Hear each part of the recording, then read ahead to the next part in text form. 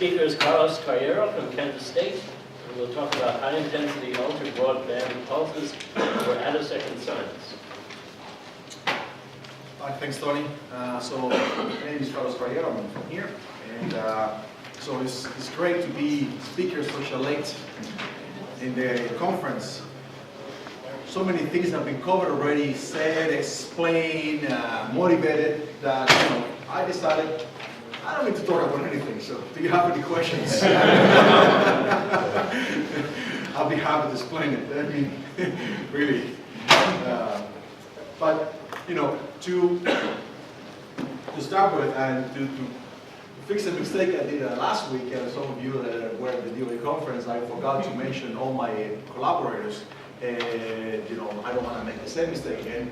I want to say that this is our experimental group here at K-State. As you know already by going to the lab, it's a very strong linear combination of people. In my case, I have a very strong coefficients in the that expansion linear coefficient between Pinot, Molecular, and AT. We have a very strong collaboration when it comes to harmonic generation. In particular, all the alignments of this really Pinot's expertise. And here are all the people that actually did the work. All right. Wait a second, was it Chin Chen work with you? I didn't know that. No. He's a PhD student of Chinon and AT. Basic calculation for us. Thanks. Don't let Jing in your lab. So anyway.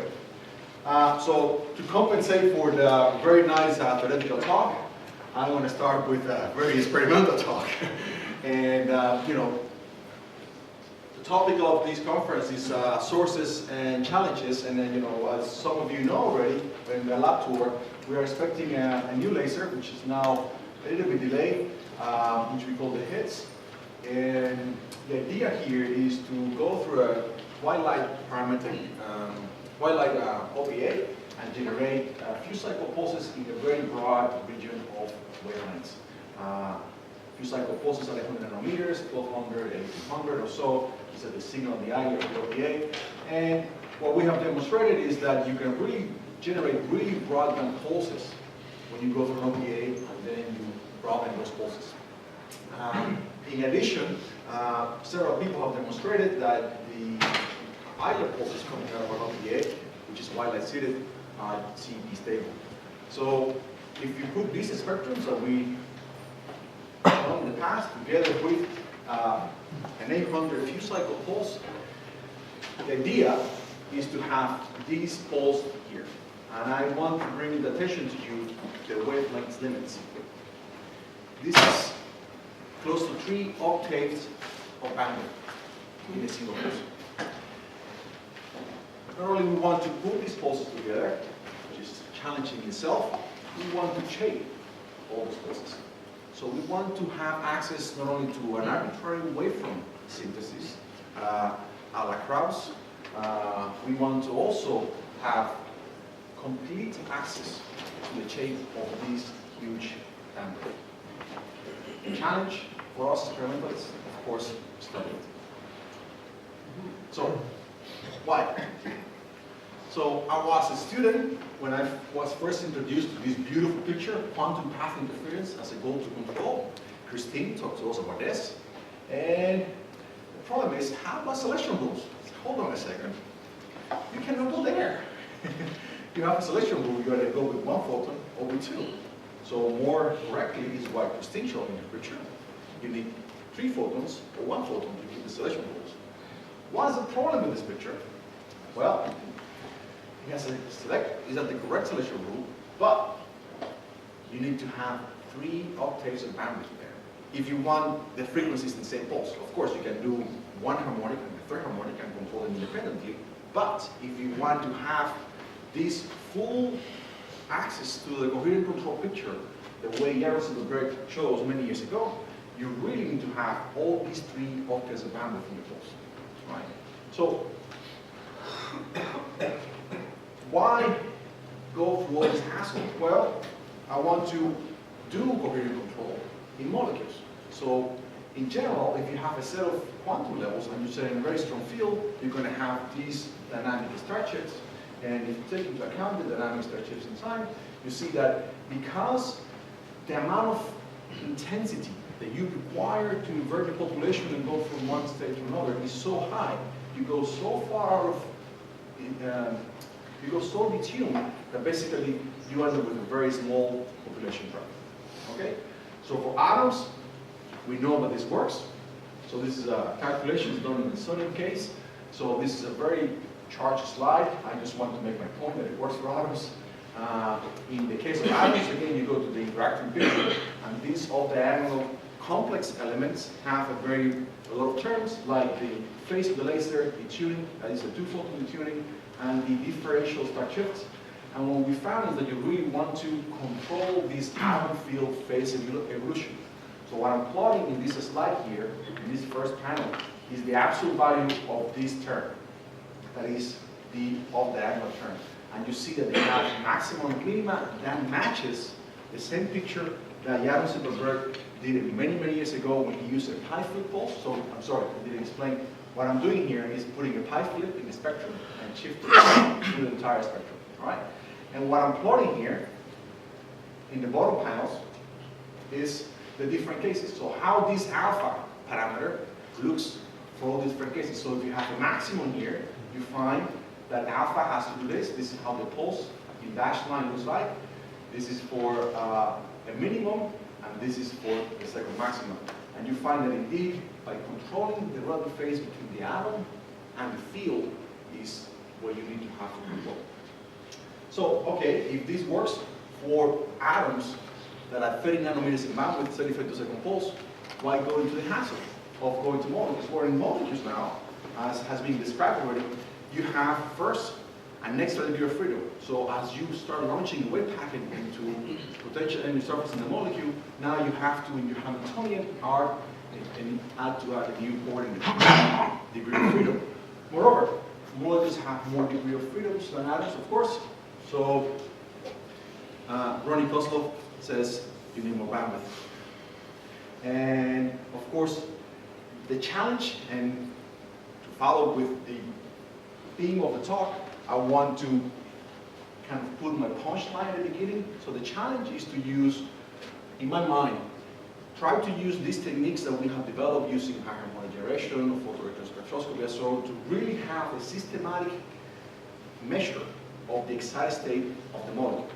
So do a spectroscopy of the excited state of the molecule, and with our ultrafast tools, we can really have not only access to the structure, but also to the time dynamics. So my goal is to systematically, not just one molecule like bromine-2, where you're excited with a 4-nanometer pulse or something like that, systematically in a large class of molecules, using coherent control, excited molecules, and probe those. Challenge for the clinicians. What do we need? Dipole moments. Dipole moments so you can calculate different transitions and you can calculate the nonlinear response of molecules in the strong fields. So, my outline is what I've already talked, the developments, how I think that going to the excited state of the molecules is something that is really relevant, but not in a really one-by-one case, but in a systematic general case. Then I'm going to go into high harmonic generation, how we can see multi-optical interference, some issues with our techniques, and also a topic about strong field in not atoms and molecules. So, I think most of the talks, except maybe for Tobias, that talk about 2D spectroscopy, really relates to this measure of, can be classifying one of these two techniques, either photoionization or recombination. So either you study the structure of the molecule by looking at the photoionization, that is, you take an electron from some state to the continuum, or the way that we're trying to do, and John Marangos explained very well. You use the first step in the high harmonic generation and look at the light that has information about these dipole moments. So what we are after, and what I think is of importance, is to try to measure these dipole moments as a measurable of a structure of the molecule. So this is what we're after, okay? We're after for that in the excited state and, of course, in terms of dynamics. So our approach, of course, is to use harmonic generation. And why? Well, they're fast at tabletop. Because they're fast, we can use field alignment. It has been demonstrated that you can do head-to-head measurements and therefore have access to the phase. And here is the main difference of this method compared to the others. We're using the molecule's own electrons as a probe to the molecular structure. Okay? In other experiments, you have to first use the XP and then use that to probe the molecules. So that's a more inefficient method. Right? It's very cool, as Thomas chose before, but yet not as efficient. All right, so these combined with the theory from Shidon, Lars, and others, in principle we have all the ingredients for a cheap molecular complete experiment using harmonic generation. Okay. So the first experiment that I want to say is harmonic generation from alignment nitrogen. This is again done in combination with Vinod and his group for the experiment together with the AT for the theory. So we did a multipulse experiment where we aligned nitrogen and then generated ions from them. And just to be assertive here, when I talk about harmonic yield, I talk about the internal one of these spots. These are the different harmonics. So we have two pulses. They are delayed by a certain amount. In this particular time, this delay is at a half survival of nitrogen. And then we probe using harmonic generation. All the angular measurements that we did, that I'm going to show you later, we're doing at the full variable. And here is the full picture.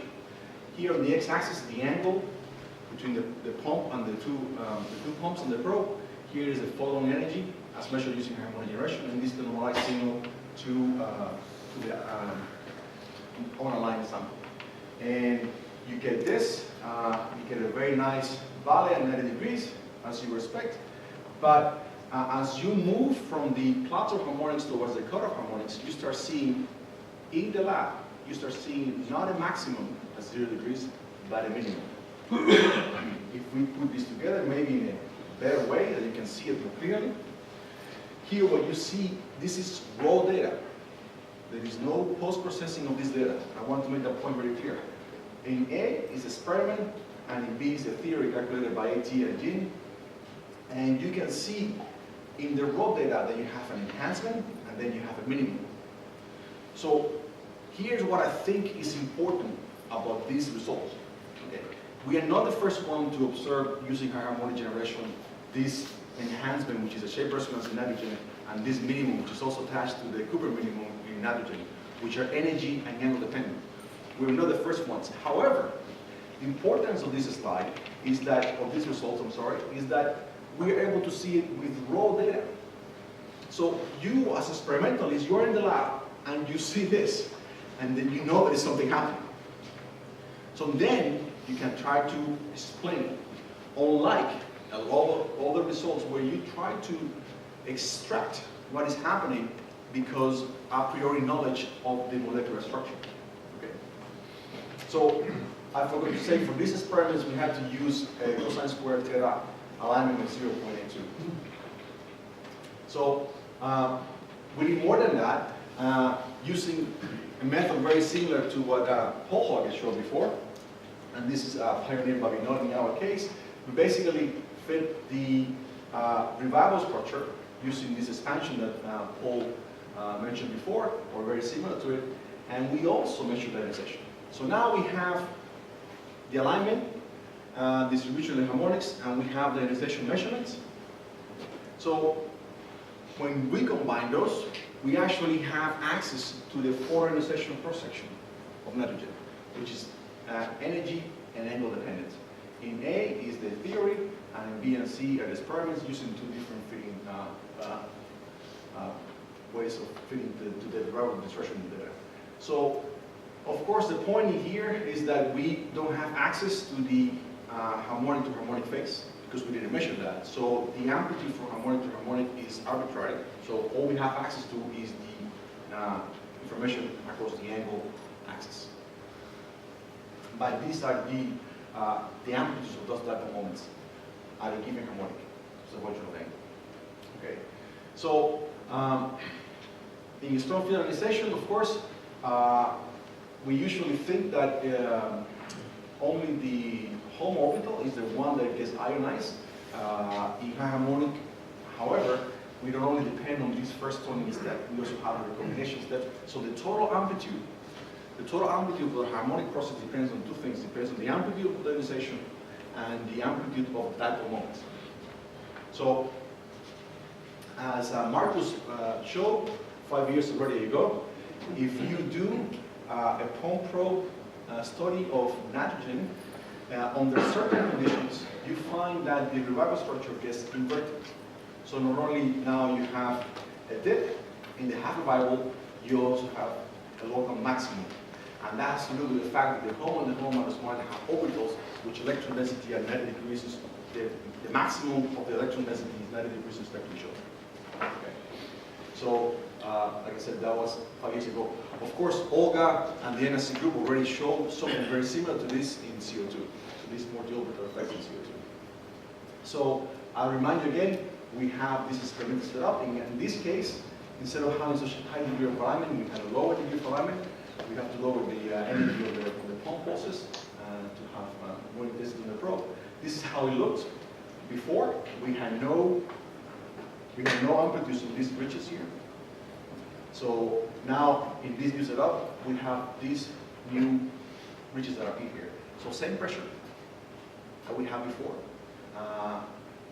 But now we observe these things here. And when we look at it, harmonic to harmonic, we find that as we go from the plateau towards the cutoff harmonics, these lobes become bigger and bigger.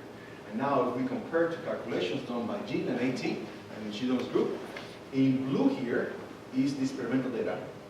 In green is the photoionization recombination cross-section of the home orbital, which you see does not match at 90 degrees with the experiment, which is in blue. And in red is the photoionization recombination cross-section of the home minus one orbital. And as you can see, that's exactly the kind of behavior that we would expect. This is for harmonic 39, I believe. So, this sounds great. Now, a word of warning from Bob Jones. John Barangos shows already some data of xenon using few cycle pulses at low wavelengths. And it looks something like that. And in 2011, as predicted by Misha Frolov et al., we measured the shape resonance of the 4D level in xenon.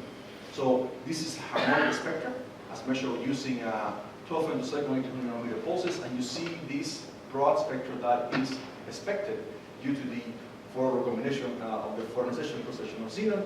And basically, it's the inverse process of an electron-electron correlation system where once you give to the electron enough energy, when the electron comes back, it can actually not only recombine to the HOMO or to this orbital, the 5p, it can also now have enough energy to interact with the 4D subshell. It kicks this to the 5p, and this channel is enhanced because the probability of going from the 4D subshell to the continuum is much higher. So this channel is enhanced, and that's why you see that bump in the xenon spectrum. However, same experiment, same wavelength, same intensity, and we see a very different picture. What's the difference? Well, the pressure was different, much, much larger. And Bob Jones said, I can tell you that because in 2009, he measured the revival structure of nitrogen, published in this paper, and he can see that for very high pressures, the revival structure of nitrogen gets inverted. Okay? So this is something that you need to keep into account. And we took this to our advantage, and again, theoretical calculations done by AT and Jin showed that in the case of xenon, with these long wavelength fused cycle pulses, if you have very low intensities and very low pressures, this is how the pulse looks like. This is the transverse coordinate. This is the optical cycle. This is how the pulse looks at the entrance. However, as the pulse moves through the medium, you see a big difference. First, it gets reshaped in space, and two, it gets reshaped in time. So in our case, for these long wavelength cycle pulses in xenon, it's actually kind of good because if you go to the far field and you put a window in this, you actually find that you can have single attosecond, isolated attosecond pulses that are actually CE stable. But in general, this deal of phase matching is actually very crucial. And then this is why what we do to keep check this phase matching is that first we try to have a consistent mode on target. And that if you go, for example, to study with many different wavelengths, like we did when we studied the wavelength scaling harmonic generation, you want to be sure that you filter spatially, that is, your mode. And two, also measure the ions. Why measure the ions? Because if you measure the ions and the harmonic yield at the same time, your harmonic yield should go in linear with pressure, right? Which is a function of n. However, because harmonics is a coherent process, it should go quadratically. So if you keep these two things in check for all your harmonic orders, like we did for xenon here, then you can be sure without any doubt that you are completely phase matched for the entire bandwidth of the harmonics. And then you can use those harmonics as a spectroscope. Okay? So, the need for long wavelengths has been, again, very well explained here. I just want to go very quickly over this. We reported a paper a couple of years ago where we used the harmonics in ethylene, and this is kind of like close to state-of-the-art few cycle pulses you can have with 100 nanometers. And in ethylene, which is around 10 electron volts in the IP, as you go to long wavelengths, really long pulses already is an improvement. You can see that you can enhance the cutoff here by quite a bit, which is good because you want to study the molecular structure in a wide range of energies. However, as you go to shorter pulses, not only you can gain in the cutoff, your resolution also gets much enhanced. So now you have almost a continuum spectrum to study the structure of the molecule. So we also did harmonics from aligned ethylene, and in this case we use the same method that I explained before, pioneered by Vinod, where we fit expansion of your signal in this case binding matrices. And basically what I show here is the revival of the harmonic 11th and the revival of harmonic 19th as a function of punctual delay. And you can see now this is much, much more complicated. Right? However, this signal looks very, very nice. So what Vinod says is like, I don't care if it's nitrogen, I don't care if it's ethylene, by fitting this to this, especially this function that has information about the spatial structure of your molecule, we can extract how these molecules look like in space. So we did that, and when we get here is what we believe is the first steps towards a fully differential extraction of the molecule dipole using harmonic generation. So here on the top are the harmonic 11, 15, and 19 as a function of theta and chi degrees. Theta and chi are defined by these two axes around the ethylene molecule. And again, this is harmonic 11, 15, and 19, and this side, the theoretical results with 18. And this is something that we're still working on, but we believe that by combining this expansion, and I think Lars asked this question when Paul was giving his talks, why do you need this? Well, this is the reason why it will be cool to have this expansion is you can extract really this information from an experimental point of view, without having to do all these really intricate calculations, yes. What about the phase? No phase. So harmonics have a phase? Yes, they do. That's the elephant in the room. We don't have access to the phase yet. We don't have access to the phase yet. So in the case of nitrogen, we can ignore it because the phase is very smooth across all the harmonics, for example. In the case of ethylene, we are still relying on those really heavy, complicated calculations that IT can do to tell us about the phase. But as we know, that can be overcome experimentally if you have access, if you do measurements of the phase. All right. So now I want to shift gears a little bit and talk not about molecules and atoms, but now about solid targets. And this is a work pioneered and done mainly by Adam Summers. And basically what we're trying to do here is to study strong field phenomena in nanostructures. So we can grow these wires using a reference here by a colleague here in Flanders in our department, and he can grow these wires either out of in free air, standing on a constant T, or he can deposit these nanowires on a fused silica substrate. The cool thing about these wires, among other things, is that they grow directly on an electrode. And the impedance of this is very, very small. So therefore, now you have these wires that are very good conductors, have very low impedance, so you in principle connect them to a bulk system. This is SEM pictures, and this is an optical pictures that ITAMP took, which is a microscope. So here's something really surprising. We're taking those wires and we are shining femtosecond pulses on them. And we changed the pulse ratio from 32 femtoseconds and 108 femtoseconds. We took around 60-something samples in total. Okay? And now A and B are on fused silica, substrate of fused silica, and C and D on free air. What I want to bring your attention here is about the extreme peak intensity that we require to melt those wires. So the experiment goes this way. You put a wire, femtosecond pulses, you shine on them, and then you see what happens. You see what happens, nothing happens, nothing happens. Really, nothing happens, more energy, and all of a sudden, boom, the wire is melted. Okay? So for the freestanding wires, it's very easy because you see right away what is happening to them. And if you silica, it's more tedious, you have to go to the microscope, blah, blah, blah, blah. But the point here is that these are really, really high intensities. So the amount of intensity that you have to use to damage these nanowires is huge. So this really opens the door to strong field physics in condensed matter. All right? Now, I didn't say something about this. There is one important property about these nanowires. They are single crystalline.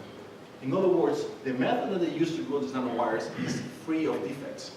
What this means, of course, is once you launch a wave packet of electrons through the nanowires, they scatter very little. And scattering is good because low scattering of the electron to the photons means low temperature. So what Alan did is then he did a calculation using this phenomenological model. So now he used 30 femtoseconds, he also did it for 100 femtoseconds, and he follows what the temperature of the electron and the temperature of the lattice is using these couple set of equations and source term, and using all these values that are given in the literature in solid state. And then, of course, he follows how the electron temperature goes really, really high, and then it takes a very long time to relax. And the problem, of course, is that the melting temperature of gold is around 1,000 kelvins.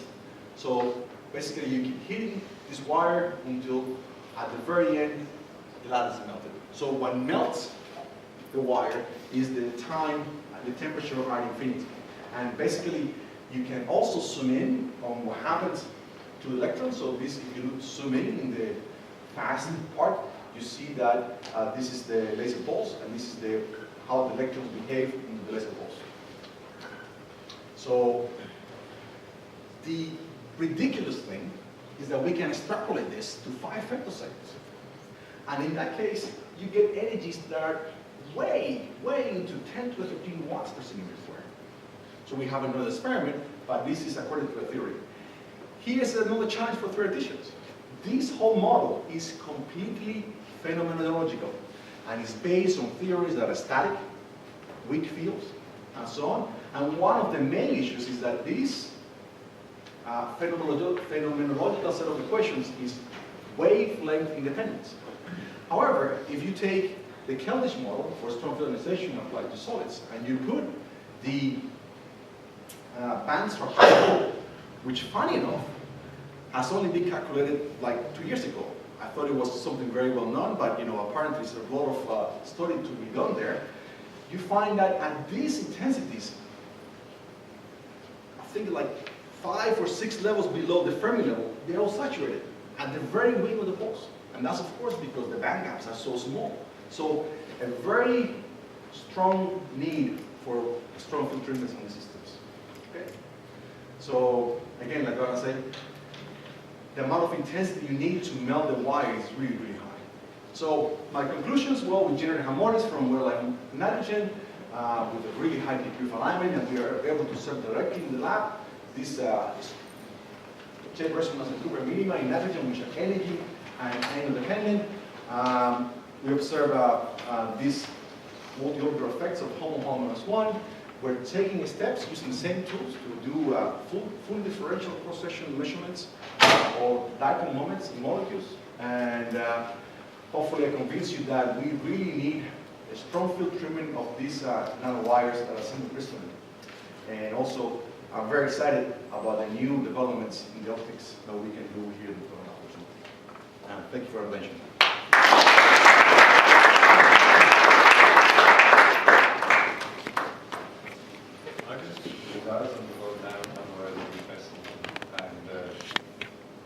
So there are some people now around that use actually very sharp SDM tips for field emission.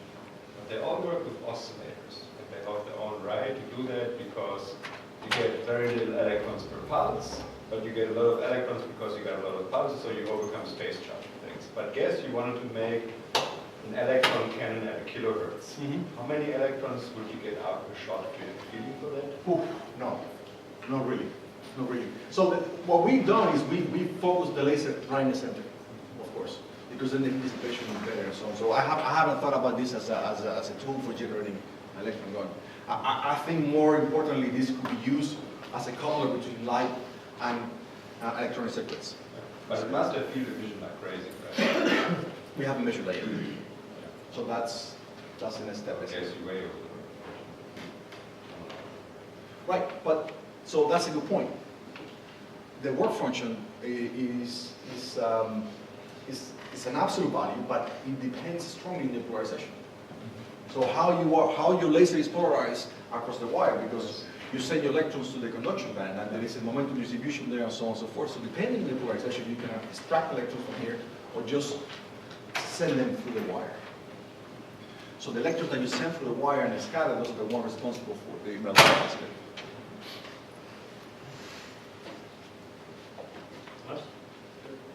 In your harmonic case, in what sense is it that you measure the dipole, and what dipole is it?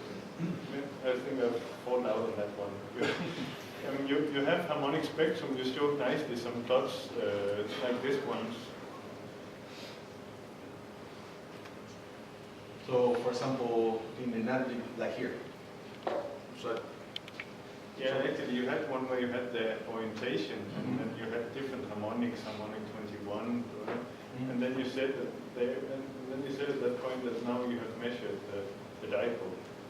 So the only case where we actually can say anything about the dipole or cross section, so it's the absolute value of the dipole, because like Marcus gave, there is no phase information here. So this is the cross section is here, because basically we factorize out the ionization step. Okay, so it relies on this QRS. That's right. Okay, That's right. Yeah. So you factor out that, and then what is left? That's right. Now is But so what sets us apart experimentally in this case is the high degree of alignment, the fact that we can see this stuff directly in the lab, and also the fact that we do not rely on theoretical ionization calculations, which, as you mentioned, are not so good. So we did experimental measurement to factor that out in here, basically. Questions? Okay. No other questions, Carlos?